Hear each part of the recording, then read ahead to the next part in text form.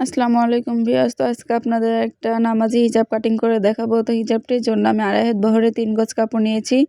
কাপড়টি আমি আমার লম্বা অনুযায়ী 2 ভাঁজ করে নিয়েছি। তো কর্নার থেকে আমার মাপ অনুযায়ী মাপ নিচ্ছি, সমান করে গোল করে সমান করে যে মাপ নিচ্ছি ওই মাপটাই নিতে হবে। পেছনের জন্য 5 ইঞ্চি মাপ বেশি নিতে হবে।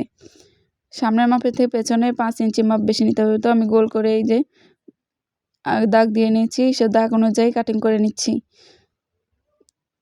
আপনারা আপনাদের মাপ অনুযায়ী এভাবে সুন্দর করে গোল করে দাগ দিয়ে নেবেন, তারপরে কাটিং করে নেবেন।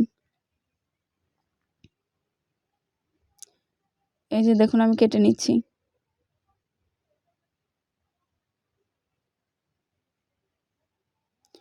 মাথার পেছনেরটায় 5 ইঞ্চি সেট বেশি নিতে হবে।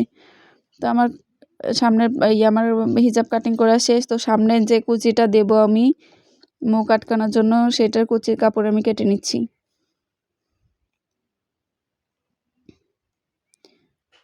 আপনারা যদি চান এরকম নামাজি হিজাব বানাতে, তাহলে আমার ভিডিওটি সম্পূর্ণ দেখবেন। তো কাটিং করা শেষ, সামনে কুচির কাপড় কাটিং করা শেষ। তো মাথার যে ক্যাপটা দিব, সেই ক্যাপটার জন্য আমি 2 ভাঁজ করে 4 ভাঁজ করে নিয়েছি। তো এই দিয়ে কেটে নিচ্ছি। নম্বরে নিয়েছি হচ্ছে 3.5 ইঞ্চি টিকবে। আর আপনার ফিতার জন্য কাপড় একটু বেশি করে নিয়েছি। তো আপনাদের যদি আমার ভিডিওটি ভালো লাগে তো লাইক কমেন্ট শেয়ার করবেন এবং আমার চ্যানেলটি সাবস্ক্রাইব করবেন। আল্লাহ হাফেজ। আসসালামু আলাইকুম।